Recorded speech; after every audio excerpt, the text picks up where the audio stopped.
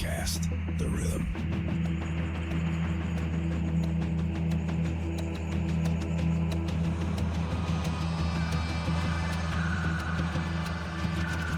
Go live, Vegas on the screen, feeling the flow, so pristine. Boom, as the beats align, electric dreams, they intertwine.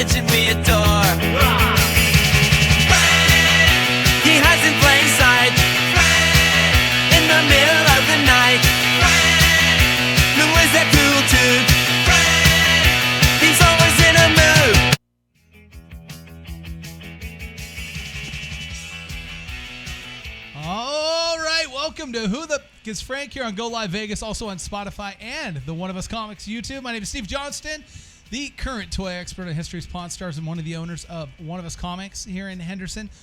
Johnny Jimenez, to my left, owner of Toy Shack, the original toy expert on History's Pawn Stars, and one of the co-owners of Alabrijes, the restaurant in Neonopolis. To my right, Mr. Brett Lawson, student of the game, Gameday, Huddle, GoLiveVegas correspondent. We'll talk about correspondence in a minute. Yes. And Mr. Brendan Allen joins us from beautiful Bakersfield, California. Comiccon.com senior editor is in the building. And Mr. Paul Vato is with us, but in true spirit, and I got to say this really quick, Brendan Allen, you've talked it into existence. It has finally happened.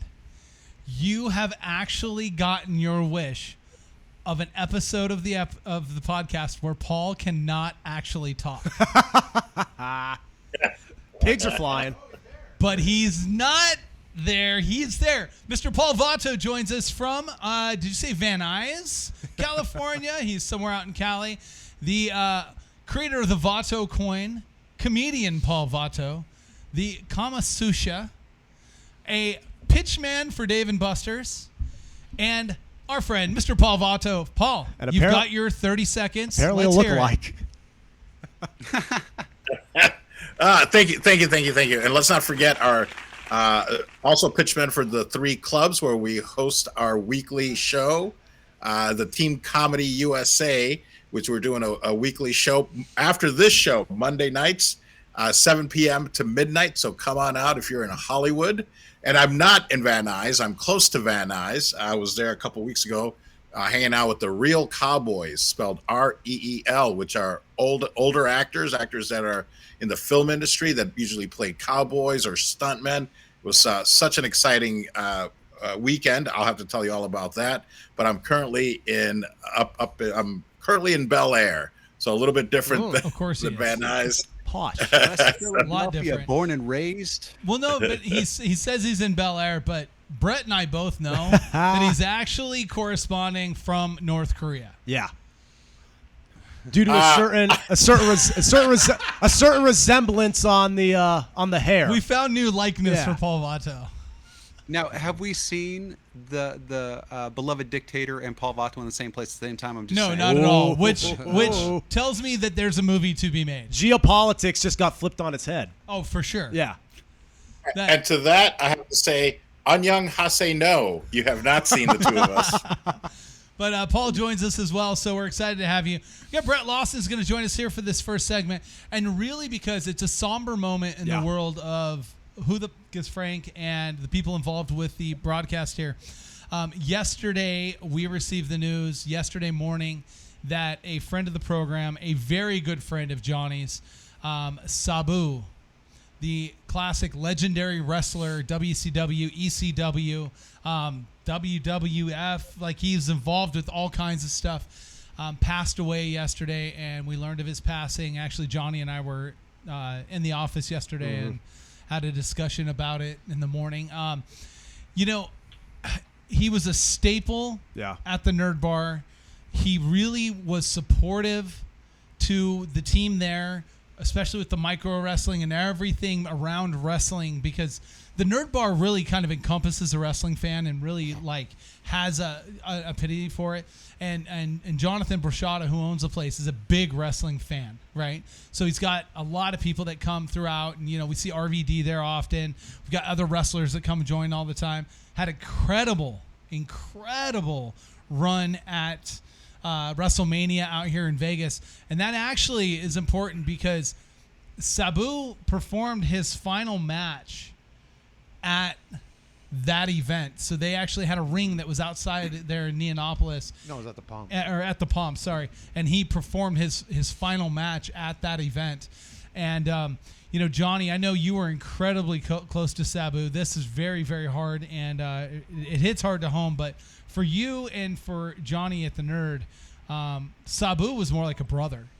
Yeah. I mean, we go back many years, when he lost, his wife, Jeannie, and that was a tough time for him, and he was going through some mental battles through that. And the guy's been, he just risked his life so many times in the ring, and then you see him, and even when you hug the guy, he's like hugging a brick wall. Yeah. But you feel all the like deformations in his back and his shoulders, and the guy's just in constant pain, and it's sad because, it's nice to see the love now all over, social media and everything. Yeah. But, it's just so many of these guys went through so much during those times and kind of forgotten in a way, you know what I mean? And it was nice for him to have that moment during, WrestleMania, and then too at WrestleCon and a lot of the other events, and it was beautiful in a way, and he had his new girl and then the kid, his two,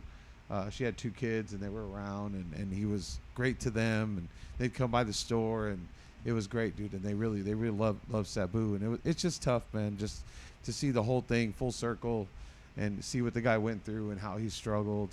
And then for this to happen all of a sudden. Yeah. And Paul and Brendan, both of you guys, had good opportunity to have experiences with Sabu, and you both had your own individual experiences. When we were looking through some of the photos that were up there, from a specific night that we went to the Nerd, and Paul, you spent some individual time talking with Sabu that night. And I remember that when we were kind of wrapping up and getting ready to go, you were talking about like how great of a conversation you had with Sabu and how cool he was.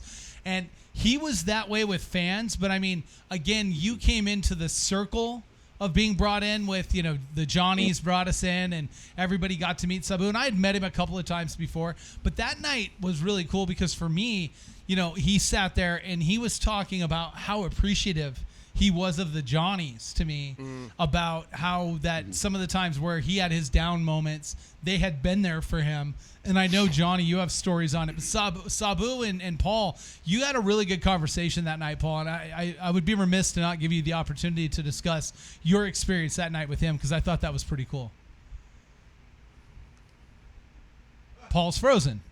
Yeah. So in true Paul's Brendan frozen. Allen feature, it worked perfect. Yep. Right? And there's the question mark. He is. I totally thought, I was like, wow, he's really picking his moment. Yeah. He really is, picking right. He's deep in Absolutely. thought. The He's deep dramatic in really thought. wants drama to be was there. impactful. He's but deep in the thought. feed was frozen. But I don't want to take away from the actual moment of everything. Paul's back with us. Paul, give us a little insight into that conversation you had with Sabu that night. Well, what I remember most though is at the end he gave me a playful, I guess I would call it a love tap, A potato. right on the shoulder. Give him potato. And I got to tell you, I'm still sore. That man was just like, I think as Johnny said, like just so solid, like a brick wall. So to meet an older person like that, I mean, it was incredible. And the conversation, ranged everything from his career to me just getting to know him a little bit better and making him laugh a few times. That was an incredible evening, and I'm so sad. When I heard about it, not only was I sad, but of course I really felt for you guys, because I know that you guys have had especially Johnny, the Johnnies and whatnot. And I mean, I can tell you almost every time that I go to the Nerd, there was Sabu. So thank you for making that introduction. And yeah, it was easier because I was in that inner circle. I'm sitting in the VIP section and whatnot. So it was easier to make that connection. but I saw him take photos with fans. Fans would like you do when you meet somebody, one of your heroes, and he wasn't just a hero to the ordinary fans of wrestling, but to other wrestlers. I mean, I've just heard so many wonderful things, including Rob Van Dam and all that. And if you look online on his last match, I mean, he wasn't holding back, man. He gave it his all. He ended up like in a barbed wire pit that was next to it, and one of the other wrestlers like gave him his due props. So he was, like you said, he was well beloved throughout the industry, and for me to even get a few moments of his time was amazing. But then to do it several times, because whenever he was at the Nerd, we would hang out, and it's going to sound like a pitch, but he did love the Parse rum that I gave him, and he would ask for it because we had it sitting there at the Nerd for a while. And he was just an amazing character, and again, just like physically imposing, because again, he barely tapped me, and it obviously doesn't hurt anymore, but it hurt at the time. I was like, what the hell? Sometimes you think, well, I could take him if I needed to. He's an older guy. No. Not this man. No, so. He would have handled you for sure. And I'm glad you brought up the Parse rum thing, because he was a guy that like you would like, he was very open about like sharing, you know what I mean? Like, and it was like that.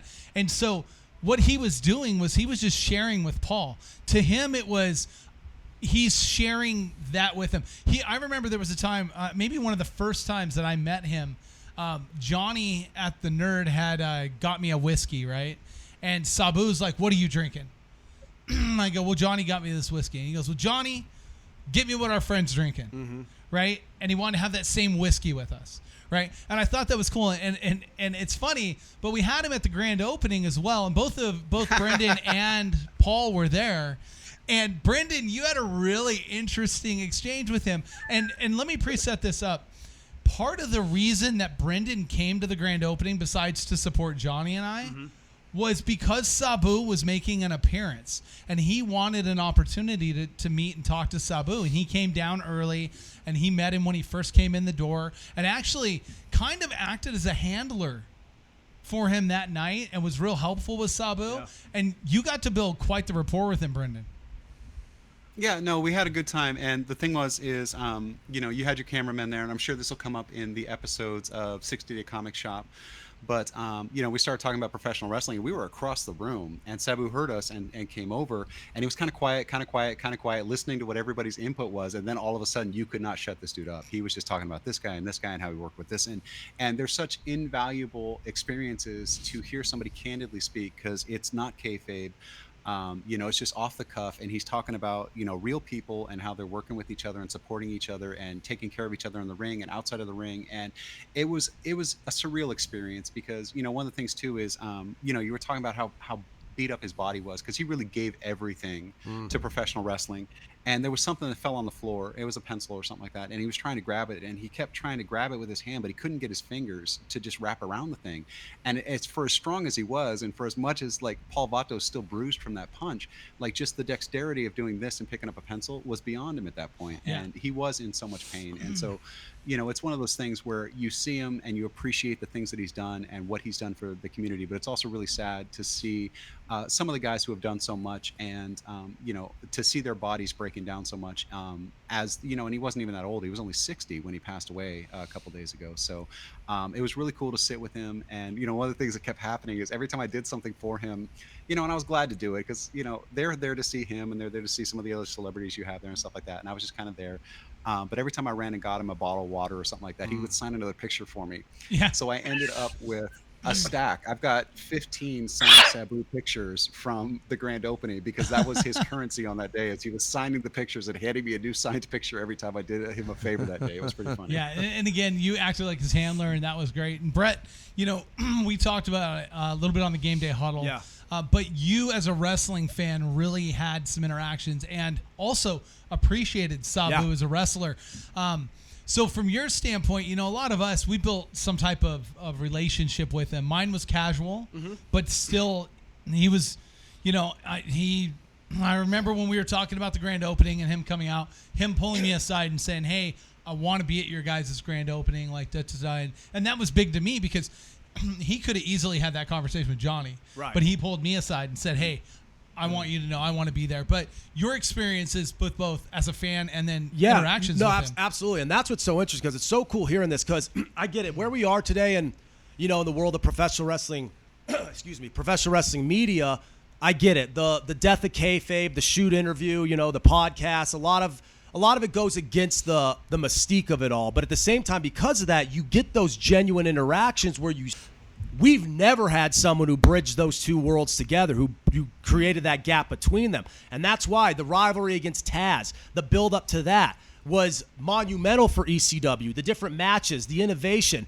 the physicality, the brutality, all these things. Like, anytime we lose someone in the professional wrestling industry that we had some type of a connection with, some type of, past relationship with, it's a sad, somber day. But and I'm not trying to rank it based off of merit, but when you lose someone like this, who had so many candid moments with so many different individuals outside the ring, but then in the ring was this larger-than-life, almost God-tier type of professional wrestler who created a style on his own at a time when this promotion was creating a culture all its own. There's a reason why this one stings a little bit more than usual, and there's a reason why these stories that you and Brendan and Paul and Johnny are all talking about and all alluding to, there's a reason why you are going to hear those universally across the board, and you should, because he meant that much to the business. And I didn't really get to meet him at any point personally, but he's the type of guy who I really wish I got to. And again, broken necks, scars, broken body, broken bones, everything that you could have done in professional wrestling, he has done at some point, the good and the bad, and that's why he should be remembered so fondly. It's easy to remember the guys who had an easy route, who were superstars, who were marketable, but the guys who were getting dressed in the shitty locker rooms, who had to cram in the car to make the to get on the road and make the trip for the next destination. The guys who had to really put their nose to the grindstone like that, but also came on the other side in terms of their resume coming out squeaky clean, it's reflective. Now, his body, it wasn't. That's where he paid the price. But that's, again, reflective of what wrestling is all about. We could look back on his reputation, on his career fondly, and we could also say we saw, at least you guys, you directly saw the price he had to pay and what he had to give back. So there was that element of give and take that only guys like Sabu can really embody.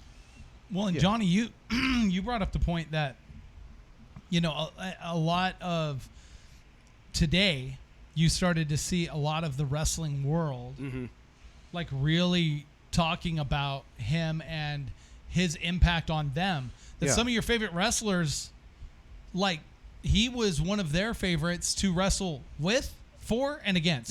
Yeah, he was on another level. I mean, he, especially even to keep up with the guys in Mexico when he tour and do matches the in Lucha Mexico, Libre and stuff, they're to a whole other level over there, and he's able to keep up with them and outdo them, so I mean, just what he did even till the end, and mentored so many people, and he was kind of the ambassador to the little guy, and still had a soft spot for like homeless and other people that were less fortunate. He's like one of the few indie guys that made it mainstream, but never really had to sell out or never had his character watered down. The Sabu you got out there, like what was originally Sabu the Elephant Boy. That's what Paul Heyman billed him as, and then they just dropped that, and it became Sabu. Then Tasmaniac became Taz, and when he was coming out strapped to a board with a Hannibal Lecter mask in front of him, the Sabu you saw there, and then the Sabu you saw years down the road, it was the same mystique, the same aura, the same energy about him. Even if he maybe couldn't have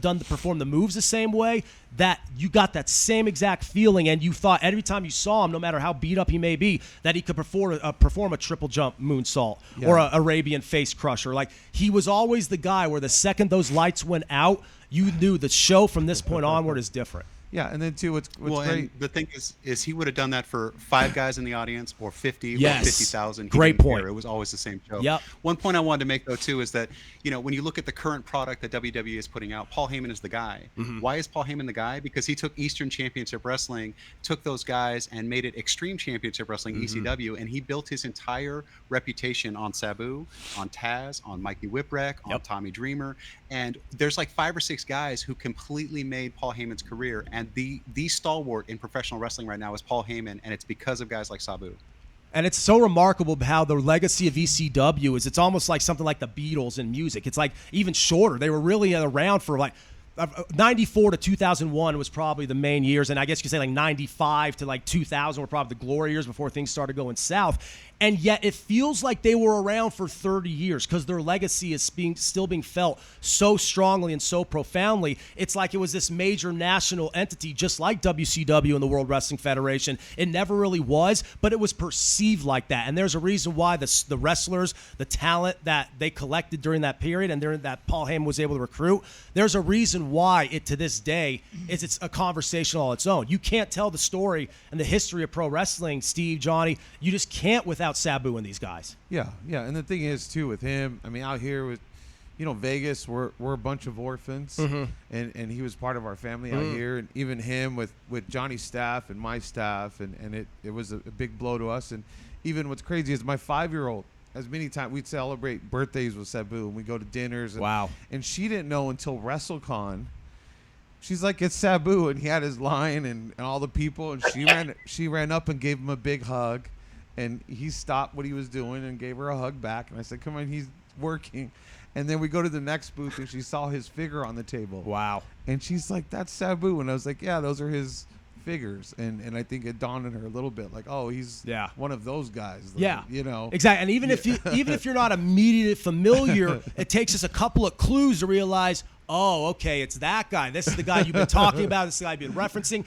And it's like one of those subconscious things. Even if you don't know it's something that he impacted, it's something that he impacted along the way. Of course. And it is just great that he just got to meet him on a personal level, know him all these years, and through COVID and through him, losing his wife and still honoring her in the moments and conversations and things that we did, and it was beautiful. It was it just struck us so hard. We're getting the news yesterday, and just nobody ever expects anything from that. But it's just me and Johnny were talking, Johnny from the Nerd, and just saying, hey, well, he had his farewell at WrestleMania, had his and that was tough for him too because he was in no shape to do it. And even Johnny says when he got to see him before that, dude, I'm in pain. I can't do this, and hyped him up and got him to go through that. But even talking to him after and how tough that was for him, but he was a legend, no doubt, in every sense of the word. Yeah. And again, we as friends, family to him, and of course just fans, we can appreciate what Sabu brought to the table, to his personal life, and to who he was. And we know that he's someone that we're gonna miss. And rest in peace, Sabu. I think it's only fair, guys, that we run to a break. But before we go, fingers to the air as we say goodbye to a friend. Absolutely. We'll be back right after this on Who the Gets Frank on GoLiveVegas.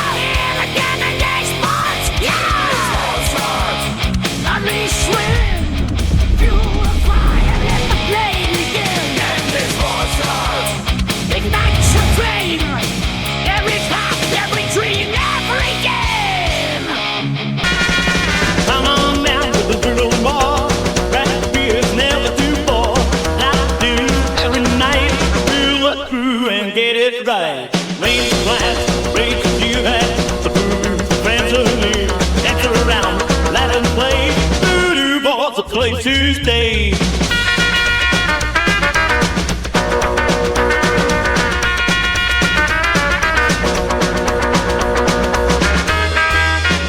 GoLiveVegas Studios, a unique unique multi-camera social media virtual content creators paradise. We offer high-end services using live streaming and film production for your personal or corporate, commercial or event and campaign needs. Pre-record or live stream to your audience on multiple social media platforms simultaneously. Fun and interactive with social media comments, phone lines, live remotes, audio Foley sounds, and Snapchat filters. Be creative, get recognized, and make money. We help you by providing an all in-house production team. Visit our website at GoLiveVegas. In true Paul Vato fashion, there's 2 chairs that are Paul Vatos that are empty right now.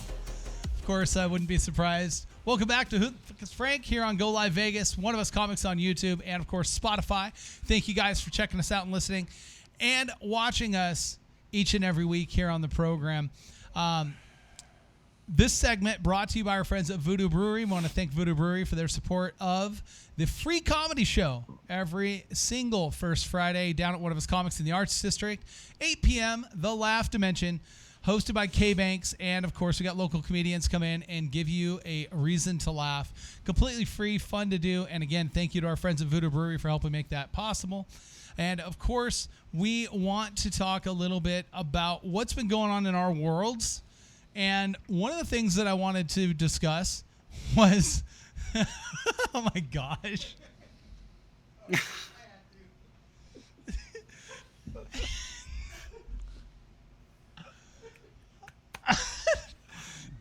Aaron, the producer, has put Paul Vato somewhere in the world. Where in the world is Paul Vato? And I'm telling you, I don't know you're going to live this one down, Aaron. You got to remember the guy's a comedian. So just remember that, because I'm sure he'll calculate his response. But Paul, would you like to explain your location to us, please? I do, of course. Yeah, I don't think this is the insult that you think it is. Not anymore. I mean, the only thing worse were if it were a Canadian bar. But other than that, or a bar in Chicago, probably. Yeah. Whoa. Let's see. Speaking of Chicago, big up to our new Pope. As I say this from West Hollywood. I just got to West Hollywood from Bel Air, so thank you. But yeah, I'd like to big ups to our new Pope, Chicago style Pope. Ketchup is officially a cardinal sin on your hot dog, so it's now official. There's no ketchup, and Malorts is now going to be used during the Holy Eucharist. The host, the communion wafer, has been made to be pretty thick now. It was called a Chicago style host. So I'll be in Chicago next week, coming from more gay bars. Well, how did my insult turn into a plug for Paul Vato's upcoming comedy show? It did, 100% did, and it's a great twist by him. But what I have to say about the and he's gone. He's gone. And then he's gone. With the new Pope, real quick, one of my favorite things that's circulating is him at the 05 World Series game for the White Sox. Mm-hmm. Right? Like that is so cool to see, because that is not an image that you have been given on any of these, religious like front men, right? Over the years, you don't see them like out in general public like doing. And then here's this video of him at the 05 World Series, just hanging out. I thought that was pretty cool. And what I thought was funnier was that somebody said the White Sox intern had to dig through all the film footage to find a clip of him existing in there. But it probably came from his camp, knowing that he was on TV at that time or something. If you're from Chicago, you got to be a sports fan. No, exactly. Well, there's an interview too where somebody said something about another baseball team, and he's like, "No, it's the Sox," and he corrects them on. Because for a long time, the people were saying he was a Cubs fan. They were saying he was a Cubs fan, and he's like, "No." And then also too, I have to say this: his brother being in the media is amazing. Because his brother is out there telling stories about the Pope as a child, as things they talk about, playing words with friends with each other. Like it really like brings the humanity of the office to the forefront now that we have social media and it's so visible. It's one of those things where like he has the opportunity to bring Catholicism really into the modern era, because he is so visible as a human being. Yeah, and I think that's interesting, and so that's a very good point, and I think that's good. Now, Johnny, you were in Mexico last weekend. You went out there for Toy Fest. Yes. And you got to have a good time out there. The show attendance, you said it seemed like it might have been a little down from what it was the year before, but a lot of shows have been like that. We've actually talked about how some of the bigger shows have trickled back a little bit, and it's partially because, look, it's a little more expensive to travel right now. It's also the combination of there's other little shows that pop up that kind of change things in their, people's areas or whatever. But how was Mexico? How was Toy Fest? Mexico is always fun. It's always tough to leave whenever I go. Querétaro is probably one of the most beautiful cities in Mexico. Very safe. If you get pulled over by a cop in Querétaro, Mexico, you will probably actually get a ticket. You can't just hand $20 and the cop will let you go. So it's like, and two, there's a lot of foreigners there. A lot of Americans, Chinese, German, and the malls were amazing. The people were amazing. The fans were amazing. I bought some great toys over there too. I got a rare Sipsa Hot Wheel Pit Crew Orange, which was probably less than $6. Do we have that image, Aaron? I think we might have that image on that. The Grail images. We've got 6 images of it. Yeah. That's Aaron's too busy making up backdrops for me. Of course he doesn't have the image ready. Yeah. So there's these are damn near impossible to find in Mexico. And the guy walked up, said, "Hey, this belonged to my family. Not sure if has any value." When I was paying the guy in stacks of money, everybody was looking at me kind of crazy. But yeah, this is one of those Grail pieces you never see. As far as condition goes, this is pretty cherry for the cars that come from over there. I mean, you'll see these beat to crap and still go for $500, $1,000. And but yeah, they have these enamel paint jobs. This was like they'll do these like oddball colors, like this one in black, which is kind of unheard of for, from that era. But it's almost unheard of almost any red line to be like a flat or metallic black. Yeah, it was kind of like a, like who cares? Just pick a color, It was always like royal blue or dark blue, midnight blue. It was never black. Well, yeah, but so. Yeah, this was a great find. I picked up some cool figures over there while we were there. You did pick up some cool figures. Yeah, I got some Boba Fett figures. I went to another shop out there in Querétaro by my boy Luis. We also have this, Aaron, too. Just real quick to put this into perspective. Once Aaron, the producer, gets on a run in his mind where he's going to mess with Paul for the rest of the podcast, we have to call him out to actually pull up stuff. So, Aaron, this is your time to shine. Go ahead and put the graphic image of the item that Johnny's speaking of up on there. All right, there it is. Yeah, so whenever I travel, I always look for these unique stores. This is probably one of the better stores out there in Querétaro. So it's a private store by appointment only.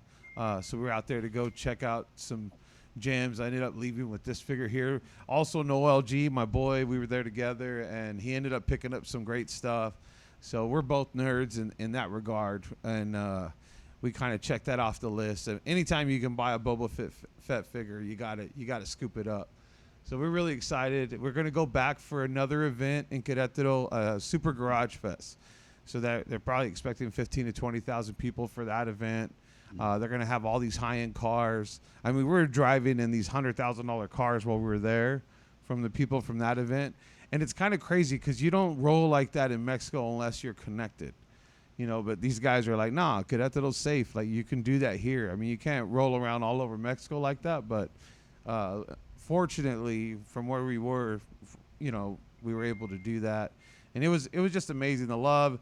I don't know if we have the image. So anyways, of the guy that drew me in, did I send that or no? I don't think you sent it, but it's on your Facebook. I can pull it down real quick. Yeah, so it's really cool, but essentially what it is, right, is it's a street artist that does characters in chalk on the pavement. Yeah, so there's this place in Tijuana, Mexico that it's called Hotel Caesars, right? They make the most amazing Caesar salad. I'm gonna send it to you right now, Brendan. So you go there and they make this amazing tableside Caesar salad. So on our way in, we see this artist out there. He's really famous in TJ. I've seen his stuff for many years, and I've been a fan of his. And I just walked up to him and said, "Hey, dude, like, I love your work. I follow you on Facebook and Instagram, and I'm a fan of yours." So anyways, we go in, we eat, and then we come out like 20, 30 minutes later, and then all of a sudden, he's like, "Look what I did." And then he drew my face on the street, which was like so dope. I gave him the biggest hug. Dude, I was just blown away by his work and what he did. But yeah, the guy's now. What I do love is the fact, and I think this is very important to point out here, and that what's great about this is that he got your likeness really well. Like, he nailed it. Yeah. Whereas Aaron, the producer, couldn't even get close to a likeness like that, and he was not using like chalk. And this guy used and chalk. this dude wasn't prepared at all. He saw Johnny and said, "I'm gonna draw that dude," and looked up a reference photo or something and did it on the spot. Which is why Aaron, the producer, didn't have the pictures, because he was just offended that this guy was so much better than what he came up with. Yeah, dude, it was so crazy. Like, dude, I was blown away. Like, the love out there is just so different. And then, you know, so the show Pawn Stars over there is called Precio de la Historia, and like I say, over here, because my buddies are always like, "Dude, you must be getting recognized everywhere," and it's probably the same thing with you, Steve. I'm like, and my buddies laugh because they're like, "Your fan base is like guys over 50." Yeah, you know? popular with the old people. Yeah, so it's guys over 50, and usually over here, like, "Oh yeah, my dad watches your show," or a wife or lady, yeah, my husband, you know, watches your show all the time and whatever. And then in Mexico, though, it's everybody watches that show, like young, old, family. It's like primetime viewing. It's literally like Yeah. the night that show that night that you watch. Yeah, so it's so crazy. You can't walk into Starbucks over there. You can't go anywhere. It's just love everywhere. And there's a few places in the world that it's like that. You know, India's another place that, like, again, it's a family-oriented show and ends up being, you know, pretty popular or whatever. It's funny to see that worldwide. And, you know, Paul, when we talk about worldwide, I mean, you're always gone. So this has got to be right up your alley. Yeah, no, I love it. I wanted to know, Johnny, who does your voice in Spanish? Do you know, is it called doblaje? I think in Spanish, voiceover, they call them doblajes. I've met the Rick voice over there many years ago in Tampico, Mexico, and he sounds like him. He's even got the smoker's cough. Yeah, like he's got that down packed, which is hilarious. So and he would do it when we're oh shit. He just punched himself in the face. He would do it when we're like out and about, dude, but it's freaking hilarious. But anyways, I haven't met my doblaje over there. And even those guys, the guys that double, so the voice actors, even in the regular movies, they all have their second, like, voice actor. Yeah. And so I imagine that they're cheering for their guy over here to get more parts, to get more films, because then they get more work over there. But it's pretty neat. Gotcha. And these guys are, you know, somewhat pretty famous out there in Mexico. Well, the funniest one for me was, I think it was an episode that was in France. And this French guy had came and he saw me and he's like, "Oh my gosh, we love you in France," like whatever. And then like he goes, "Here, I'll show you." But he's showing me what airs in France, and I hear, and I'm listening to the voiceover, and the voiceover is this squeaky high voice. Yeah. Like, it's like, you know, I can't do it because I can't speak French, but it was hilarious. And I was like, well, the worst part about the Mexico doblajes, that the voice is Chumley. You know, I know over here, you know, naturally they edit, you know, some of him on the side to seem a little, you know, not so smart and stuff, you know. Yeah. But in Mexico, the voice actually, it's more like special needs, which is pretty rough, dude. It's pretty rough. If you watch the Mexico version, dude, they do, yeah, it's pretty bad the way they do Chumley. Now, Paul, we asked you to clear all guests with us. We're not sure what's going on there, but if you could go ahead and clear your guests with Brendan in the future, he'd appreciate it. All right. Well, this is actually my cousin with his new brand called Boardwalk Etiquette. It's a new clothing line that I'm a brand ambassador for. It's going to debut at Fire Island coming up. So now, was this the? Yeah, was this the naked man behind you is your cousin who's This trying to is- sell what? Is that your doblaje? clothing? So this Did you is, not He's- see he's- that they superimposed a naked man behind you? but this was that He's product my that son. you weren't going to distribute to Canada, right? you weren't taking that to Canada, right? Right. Just making sure. Yeah, he's Aaron, the producer's on one today. Other events that are going on that are coming up. Fanboy Expo in Knoxville is coming up July 11th through 13th. The Fanboy Expos are always really good. I'll tell you, though, if you get a chance to go to Tennessee for an event like this, it's so cool to get the Tennessee culture in while you're out there. And Brendan, tell us a little bit more about Fanboy Expo in Knoxville. Well, it's interesting because the Fanboy Expo website doesn't have any of the scheduling content up yet for panels or anything, but I'm going to read you these guests in just a moment, and this is going to be off the hook. So it's a $45 event for adults, $25 a day for kids. For some reason, though, you can get a $150 family and friends ticket, which is for adults for the weekend for $150. So if you're going to buy a 3-day ticket for an adult anyway, just bring 3 friends, I guess. But the guests on this, so there you go. That's the only comics guest really they have announced so far is the team from The Last Ronin. But they have Alec Baldwin, they have Gene Simmons and Bruce Kulick from Kiss. They've got Elijah Wood, Billy D. Williams, Helen Hunt, the Weasley twins, and then they get into Superman universe, Tom Welling, Brandon Routh, Dean Cain, Gerard Christopher, Helen Slater, John Schneider. A MASH reunion, Loretta Swit, Jamie Farr, Jeff Maxwell.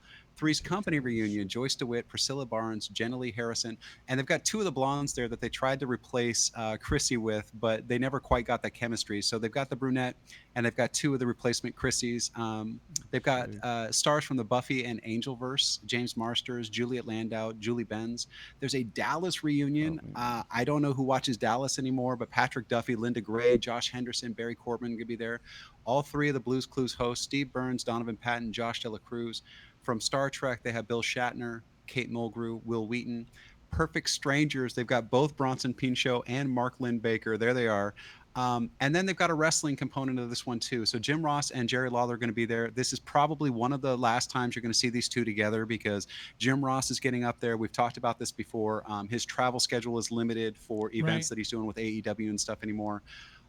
They've also got Cowboy Bob Orton and Kevin Von Erich, who is one of the last surviving of the Von Erich dynasty. So just looking at the talent that they have at this show, this is going to be one that is going to be just absolutely crazy. Well, as we just talked about primetime viewing in Mexico with Pawn Stars, primetime viewing during Paul Vato's childhood was Dallas. So, that's the one person who's not going to miss that. Paul probably knows the synopsis of every Dallas episode like the back of his hand.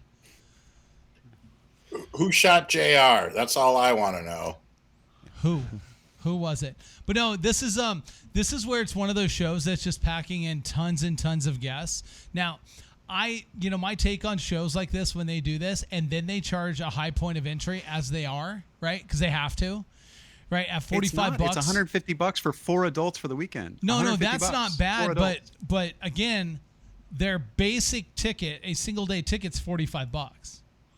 But if you're going to spend the $45, you spend the $150. I think that's the selling point on this. That's it's like, what okay, they're fine, doing, and I get it. One day. But when you start to do that and just put this together, even if you do the pack of friends or whatever, I always look at what is the cost of a family of 4 to go to a show like this. Obviously, that discount for the multi-tickets with your friends, that makes sense. But when you're individualizing and like one person's going to pay $45 for a single day, $125, $130 for a 3-day pass or whatever, a lot of times that taps into the budget for the actual vendors at the show.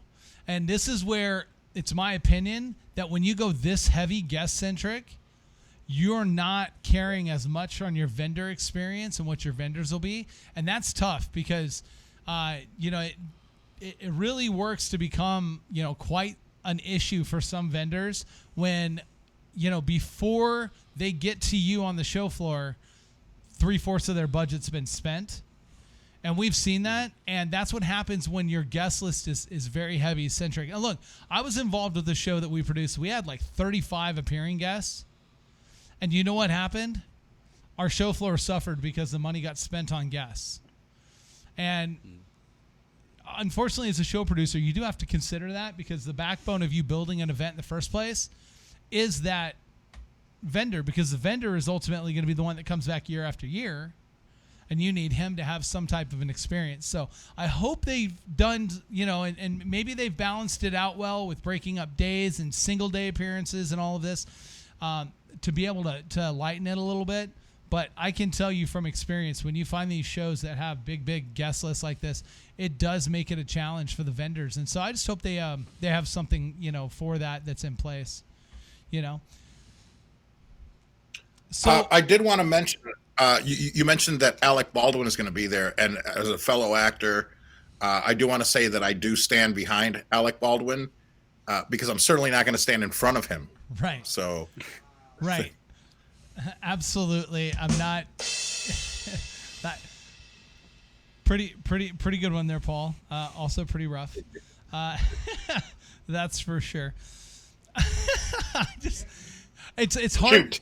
It's hard to come back off something like that because when I think of that moment, it's so morbid, right? But at the same time, it is okay at this point. It's been long enough on the whole, the whole situation and all that stuff to be able to discuss it. Because you hate to see things like that.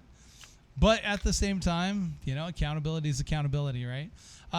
Brendan, you said we could do this, so let's go ahead and jump into it. LAX Fan Fest coming up June 28th. That's going to be at the Hilton Los Angeles Airport. $28 general admission tickets for this one, right?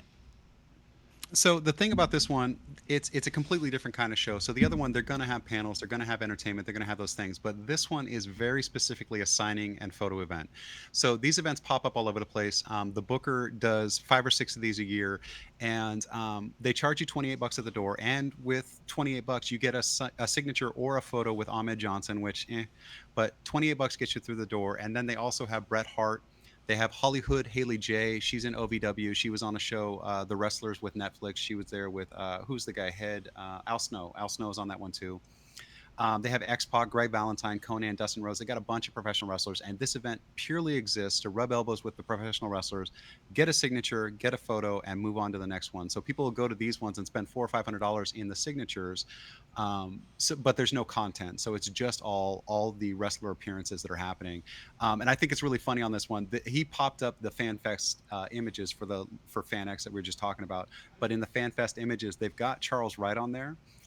Billed as Papa Shango, but in his Godfather gear. So it's one of those things where it's like, who put this together and what Wikipedia article were they working off of?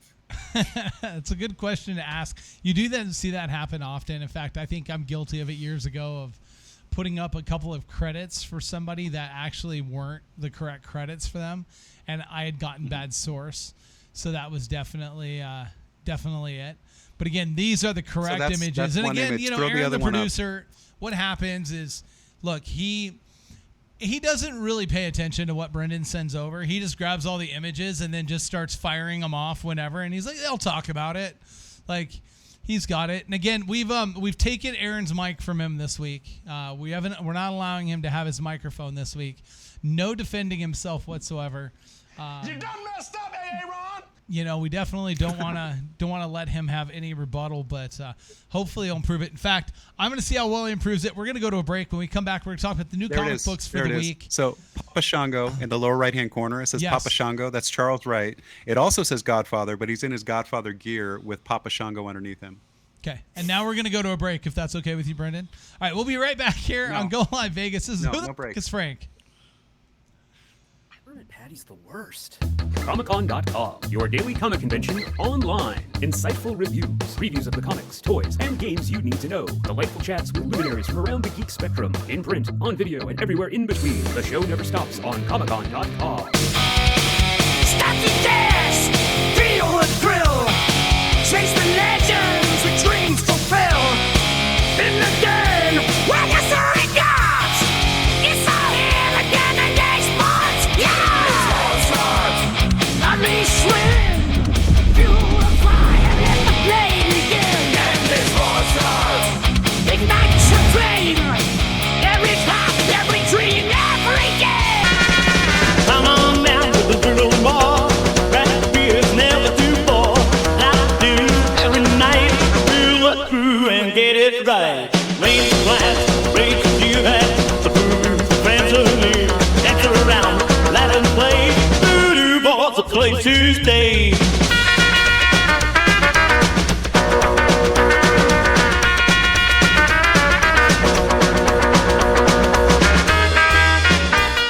Live Vegas Studios, a unique multi-camera social media virtual content creators paradise. We offer high-end services using live streaming and film production for your personal or corporate, commercial or event and campaign needs. Pre-record or live stream to your audience on multiple social media platforms simultaneously. Fun and interactive with social media comments, phone lines, live remotes, audio Foley sounds, and Snapchat filters. Be creative, get recognized, and make money. We help you by providing an all in-house production team. Visit our website at GoLiveVegas.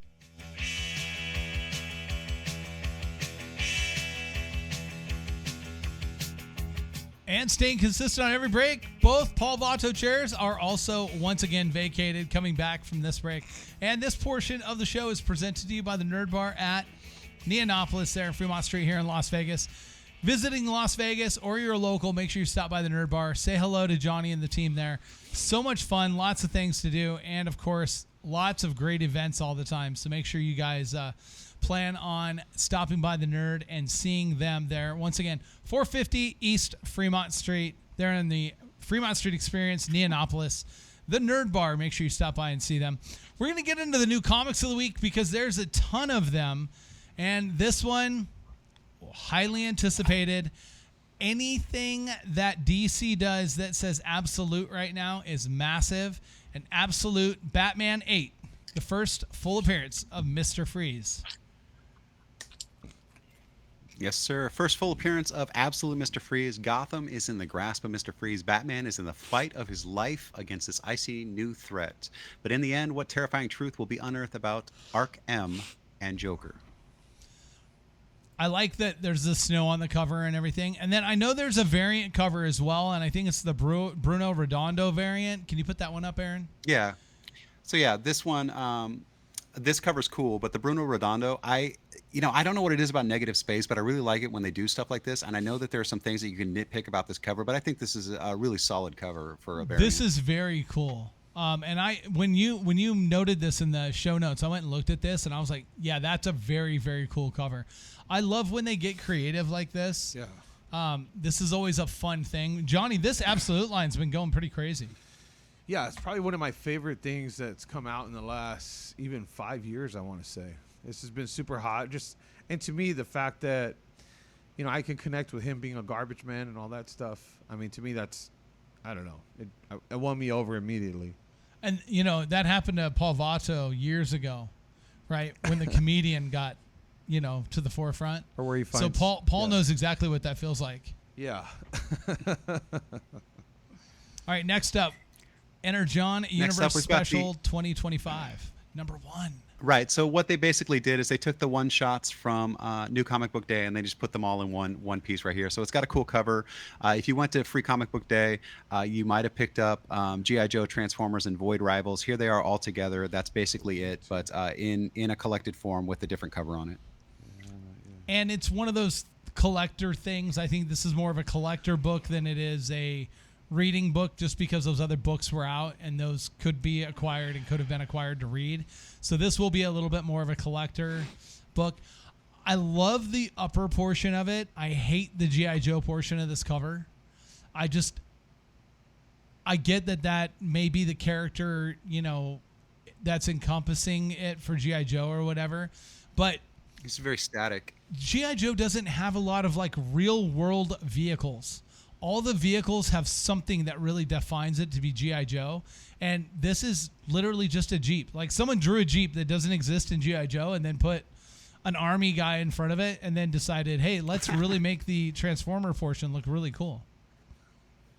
You can't see the missile launcher that's hidden underneath that steel bumper, though. So that's what the deal is. But then there. that would be mask, and we wouldn't want to make this confusing. So.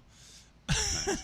Next up, we've got Exquisite Corpses number 1. This is a James Tynion joint, and he does really good with horror, so I'm recommending this. Every 5 years on Halloween, the wealthiest families in America play a game. 12 of the deadliest people in the world are dropped into a small town with just one goal. Last killer standing wins. For the citizens of Oak Valley, Maine, this year's unlucky arena, the goal is much simpler. They just must survive the night. So it's a little bit 30 Days a Night. It's a little bit Hunger Games, but it's James Tynion, and again, he does just horror and gore and just freaky little things really, really well. So I'm looking forward to this. This is one of those covers that I feel like 10 years down the road, you're going to be looking at it and everybody's going to be talking about how this specific book just like took off in value. Because when you've got that type of detail, because when you look into the background there, look how detailed that is. I bet you there's so many little hidden Easter eggs there that come up like 4 issues down too. Absolutely. All right, next up, we got Godzilla making his rounds through Marvel, and this time it's versus the X-Men. Right, so round 4 versus the Uncanny X-Men. When a robotics firm draws a kaiju's anger, the X-Men are called in to protect a world that hates and fears them from the counterattack of Godzilla. What are the reasons for Godzilla's attacks? Are the X-Men on the right side? Follow the X-Men as they take on the King of Monsters before humanity sends forth the Sentinels to finish the job. The last one we looked at on this, we had a variant cover. They're doing those boxing covers for every one of the issues, and we just looked at one of those, and the one for this week wasn't as dynamic, so the one I brought up instead was the Ivan Coelho variant. Next slide. And I thought this was also a really cool cover for this. And don't worry, we just have to wait for Aaron, the producer, to get around to it. There we go. But just foreground, background, just the size of Godzilla in this one. This one to me is a much better cover actually than the A cover. This is cool. I think their choice of X-Men on this cover too is really great. Like they're really featuring X-Men that don't normally get featured when Wolverine is in the mix, right? And so to see Cyclops up front, to see Beast up front, I think that's cool. I like this cover. What do you think of this one, Johnny? No, yeah, I love the scale. I love the art. I love the characters that they put on this. I think this is going to be a good read. I think a lot of people are going to jump on this. Now, Paul, Godzilla goes across the world and destroys things. I mean, it's kind of like you, right? I was going to absolutely bring this up. I feel like Godzilla whenever I visit another country, especially like Mexico or something, and I'm walking around and these people look at me like I'm a monster. You know, a lot of them tend to be a little bit shorter, and here I am, a 6 foot tall. Hell, Brandon thought, and his family thought I was like 5'6" or something. And that's how you appear on camera. You appear like a short, round person, and you're not. You're a tall, round person. Thank you. You're like the opposite of Tom Cruise. Tom Cruise appears like he's tall, but in real life, he's actually not. Well, I wouldn't quite say the opposite. I mean, I have been mistaken for him, face-wise. And even when I went to Spain, it was the same thing. I didn't realize how short a lot of these conquistadors were. But sure enough, man, they're looking at me like, Jesus, what's this monster doing? What have they been feeding this one? How did we miss him? So. Well, no, it's funny too because a lot of countries that that a lot of smaller people come from, it's the nutrition. So my brother-in-law is Filipino, but his father and his mother are both like 4'8", right? My brother-in-law is 6'2", and why? Because when he was a baby, they moved to the United States. He's getting better nutrition or whatever, and he is enormous. The dude is massive. You would think that he's like Samoan or something from the size of him. I mean, that's the world's tallest and largest Filipino, I think, according to Guinness Book. I think it's the hormones from eating Kentucky Fried Chicken or whatever you eat over here that screws you up. What's the No, it's Jollibees. Jollibee. Yeah, Jollibee. There we go. I know that was it. The next one up is Gwenpool #1, and this is going to be our first appearance of Weapon X, which is Gwen Stacy with Weapon X abilities. Gwenpool's back and more dangerous than ever. Everyone's favorite reality twisters. Life is changing, becoming darker, grittier, and bringing her own brand of hyperviolent justice to the battle-strewn streets of New York. Who is this Dark Gwenpool? It's Gwen Stacy, isn't it? Anyway, and what has she got to do with the Spectacular Spider-Man? Guest starring Fin Fang Foom and Jeff the Land Shark. Oh, they pulled that one in just okay. And this one will shock you to your core. And they put that mention of Jeff the Land Shark in there because Jeff is as popular of a Marvel character right now as you can get. And it's crazy because you just had It's Jeff came out last week, which we didn't talk about, right? But It's Jeff, first book came out last week, and now you're going to have these crossovers into the different Marvel titles where they're going to take this very popular character and continue to run with it. Did they say, are they doing Rivals covers for the Gwenpool or no? Because some of the... You know what, Gwen... There were so many comics this week. There were so many great covers. I'm sure they have arrivals because all of these big titles, they have 8 or 9 of them, especially Marvel. So I was very selective with the alternate covers that we did this week because there are 12 titles we're talking about right now. So I didn't pull all the other ones up, but there are some pretty cool alternate covers for this one. And that would be my guess, is that there would be some type of Jeff the Shark Rivals cover that they would do, because they're just, whenever Marvel, and look, they're very good at it. If a character catches steam with Marvel, they run with that character. It's the reason why we're even discussing Gambit anymore, is because once the fan base said, we want Gambit and absolutely this has to happen, and then Gambit made his screen appearance and people liked it and talked about it, Marvel's like, all right, Gambit, you're up. So they're not willing to hold back too much, and I think that that's great. This next one, I love this cover. This is awesome. This is Helverine number 6. It's the first appearance of Hell Hulk. We speculated on this a couple of weeks ago, but this is the first full appearance. Hell Hulk Smash, a new demon. I can't read. Hell Hulk Smash, a new demon sets foot on Earth and is Helverine, even powerful enough to stop its rampage. Be there for the first full appearance of this Hell Hulk and watch it smash its way into the Marvel Universe. Again, I love this cover. I think that this cover is awesome, and this is going to be a key book for people to buy from this time period. This is one do not miss. That's my opinion. Do not miss this. Anytime there's a version of Hulk that like really looks angry and mad and, and like Hell Hulk, you can't probably put it any better to find. And this cover is very dynamic. I love the color set they used on it, and I think it looks great. I can imagine what the Virgin on this looks like. Oh, yeah. Yeah, that's gorgeous. Yeah, it's cool. So the variant cover for Gwenpool, just going back real quick, is a 1 in 25 Godtail variant that's got Jeff the Shark in it. So that's the one that they're plugging. So retailers have to order 25, and every 25 they order, they get one with Jeff the Shark on it. Yeah, and I don't know if we got to that there. I'm not sure. I'd have to double check and see, but if not, that's definitely probably a must get for someone who really wants to get any of the rival stuff. Next up is the Immortal Thor. Immortal Thor number 23. This is the first appearance of Keemer. God War. The All-Father had battled to the middle of the Endless City, and now he faced the beast in the center of the maze. Keemer, who was the bull and hawk and serpent, who was fire and the sword, now faced Thor Odinson, and perhaps neither would survive. This is the story of Immortal Thor and the god of violence. That is a very Escher-esque scene they're depicting there. That's kind of confusing to the eye. I'm kind of taken back from it. It's an all right cover. I think what would be great about this is when you get people that do remarks on this, and like bright color remarks on this cover will probably look pretty cool, but I don't know that it's going to be that. If you're reading this book, it's going to be a nice step in there, but I don't know that this individually is going to draw anyone to really get excited. So unless Keemer is like some crazy cool new character that people just absolutely, fan over, and it does happen from time to time, I don't know that you'll see it much. What's your opinion on this one, Johnny? No, I like the art with this. I think it looks pretty clean. It's got like that, Alex Ross style, like more realism. I always dig those kind of covers, but it's hard to say. I mean, when you got these gods, like, hopefully he has like some unique abilities that makes him different than some of the other ones. But yeah, we have these, mythical, godly creations. It's like, okay. So yeah, I hope that they did some good writing with this, and we'll see. Well, and speaking of mythical, and this next one is going to be one that I know Johnny is going to get very excited about, and that is the next one up is Invincible Universe Battle Beasts.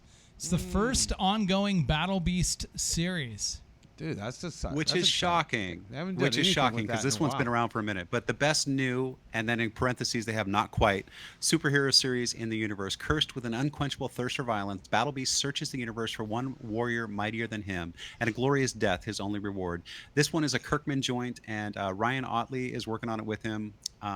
This is definitely one that I think Johnny's going to get excited about, like you said. No, any of these retro tie-ins and it kind of bring back some of these great brands from before. I think, and then especially tie in these storylines, because a lot of these guys are hungry to see, hey, what's going on, and add something to that. I mean, the storylines are so big, and I think that's where comics can go a little more in depth to the either origins or to continue that story a little more or go in depth to one of these characters. I think I'm really excited about this one. Well, and again, this is a Kirkman product, and I mean, if you've learned anything with what Invincible is doing now with Kirkman, why would you skip this? There's no reason to skip this title. I don't care if you want to read it or whatever. This is one of those, you're going to buy it at newsstand this week, and in a month, it's going to be worth more, and in a year, it's going to be worth more. Kirkman, for some reason, seems like he has the magic touch. He's got it figured out. The game plan is there. He can repeat, and it's working well.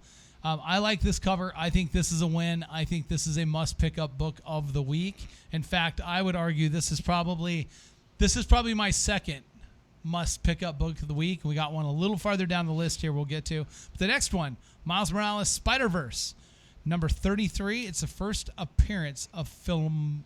I'll let you say it. Spider-Verse, where are we? There we are. Miles Morales Spider-Verse number 33. So this is the first appearance of Philomelis, demigod of Earth.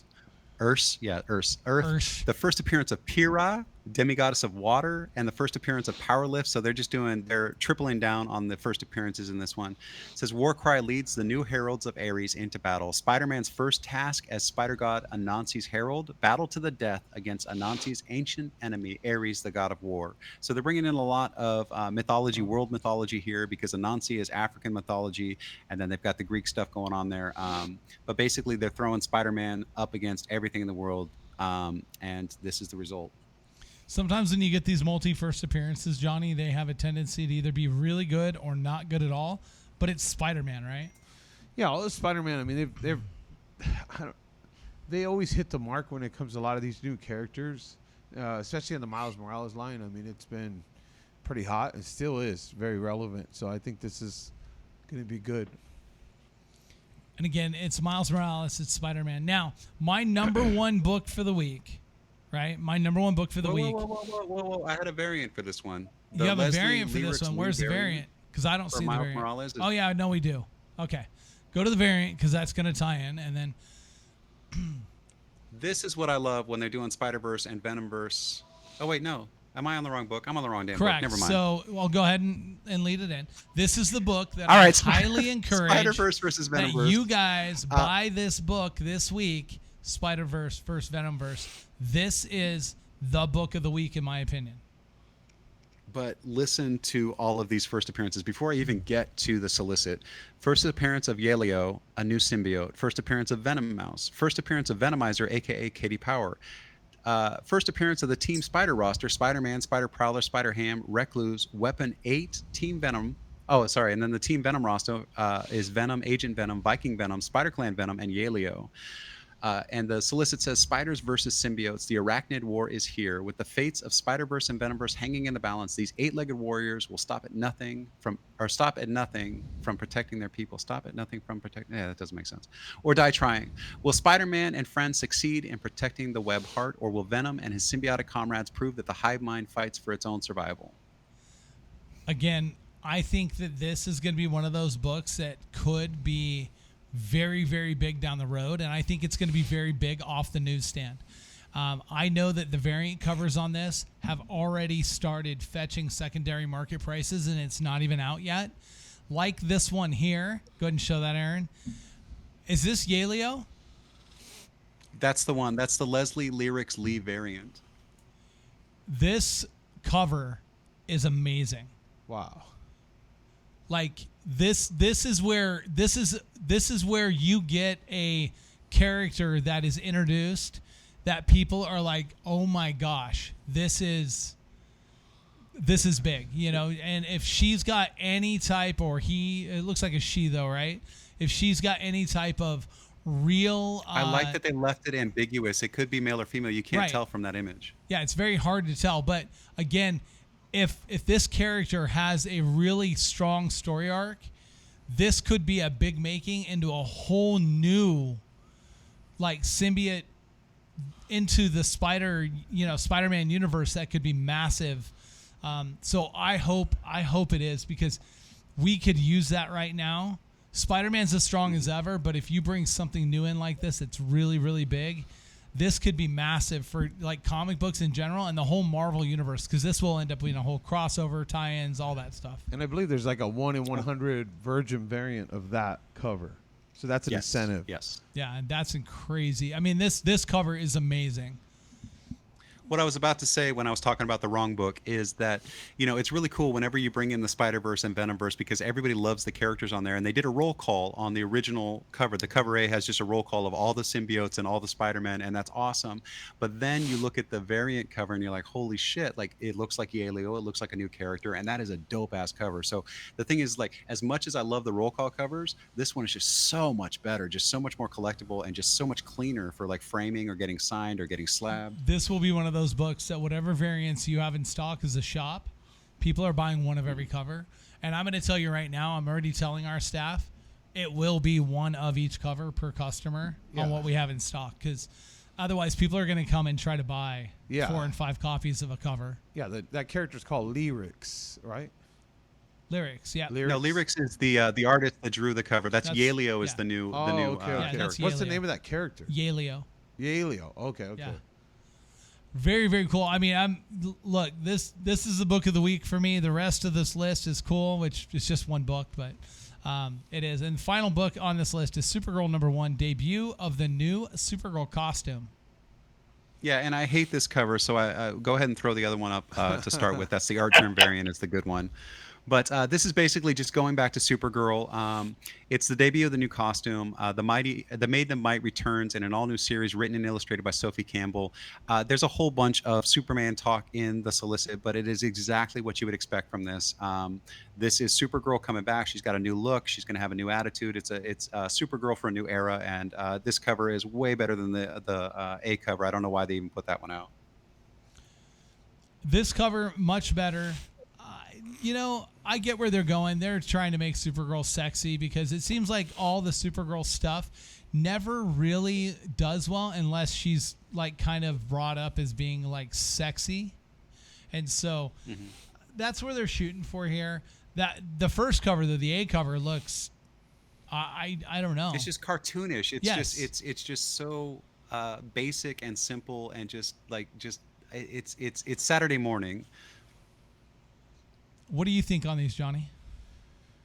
Yeah, I mean, DC's a little, it's a little more underwhelming sometimes with some of the girls, and like I said, Supergirl, she's kind of like the girl next door, so it's either hit or miss, but they always try to kind of up, the kind of risque on some of these covers, which I think hit, but yeah, it's just, it doesn't hit always with the, our fan base. So again, I think the Spider-Verse versus Venomverse, I think that's the book of the week. I think there's strong titles this week. I like that Battle Beast Invincible cover as well. I think that will do really well. And then obviously the Image cover that we talked about, I think that's just a sleeper grab for you. So those are 3 books that I would highly recommend. But the Spider-Verse versus Venomverse, we're going to do it. Other local stores, they're all going to sell out. You're going to sell out of that title very quickly. It is going to be gone. Everybody's going to be looking at secondary market. And I just peeked over, and Johnny was looking at secondary market on it already, and looking at, over $100 sales on the Virgin variant of Yelio's first appearance. Because again, those books, those are the ones that seem to take off. And what happens is that variant may not be ordered as much as some of the other books in that, release. And so there's not as many made, and then ultimately it becomes one of the more, important variants. So definitely make sure you get down to your local comic shop. If it's not One of Us Comics, you can also get to oneofuscomics.com. You can pick up your books there as well if you'd like to place an order online. You can do that. And then, of course, guys, don't forget that you can go and support your local comic shop. Stop in, buy a book, buy 6 books, whatever it is. Support those shops. A lot of them are mom and pop shops, so make sure you work with the people that are there. I'm excited because we get to talk more about Pokemon Pokemon. We got PokeCon Las Vegas coming up. This is going to be September 20th and 21st at the Ahern Hotel and Convention Center here in Las Vegas, right off the corner of Las Vegas Boulevard and Sahara. We've already announced our first couple of guests. I'll let you pull that up, Aaron. First couple of guests have been announced. And, pretty good buzz underneath it. So first off, Michael Barnard. Michael Barnard is actually the artist that produced the logo for the show. And Michael is also known very well in the world of Garbage Pail Kid in 80s. So we have a VIP package, $30. Both days, get your tickets. And you're going to get a special art card that is produced by Michael Barnard specifically for this event. And we will only produce the cards to the number of VIP packages that are purchased. So those will be available. Then we got Michelle Knotts. And as you can see, Michelle has a ton of credits there. I mean, she's got Team Rocket. She's got some of the Pokemon. She's done quite a few voices, trainers and everything. So she's going to be someone you're going to want to meet. But Jay Godey is who you're going to want to come see, the official voice of Mewtwo. He will be there, and it is very tough to get him booked for shows like this. So getting him to come to this first show, I think is going to be a big fun event and a lot of interesting things to do, because this is different than a traditional trading card show.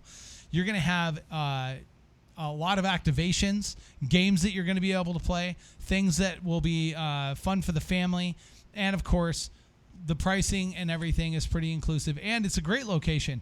That location is very easy to get to. It's a fun show floor. And we'll have lots of activations and so on. And we're excited. Our friends at Gameday Sports Cards, who are a partner of ours there at One of Us Comics, are involved as a sponsor of the show, as well as some of the other sponsors that are coming on right now. Trading Card Garage will be hosting our official Pokemon tournament. It will be a league point tournament, so you will be able to earn your points for nationals. So that's hosted by our friends over at Trading Card Garage.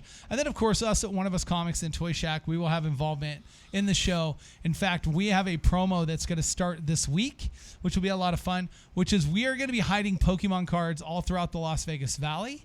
And if you pick up one of those Pokemon cards, bring it into either One of Us Comics locations and bring that card in, you're going to win yourself 2 free tickets to the show.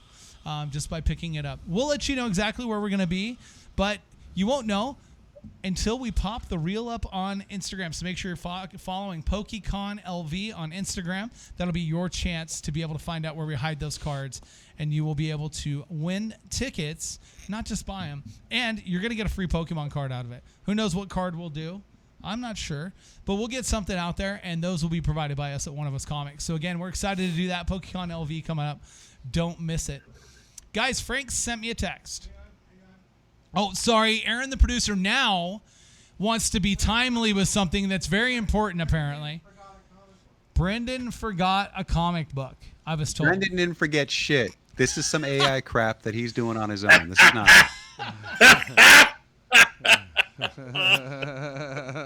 Now, what's funny on this, I could see this comic getting made.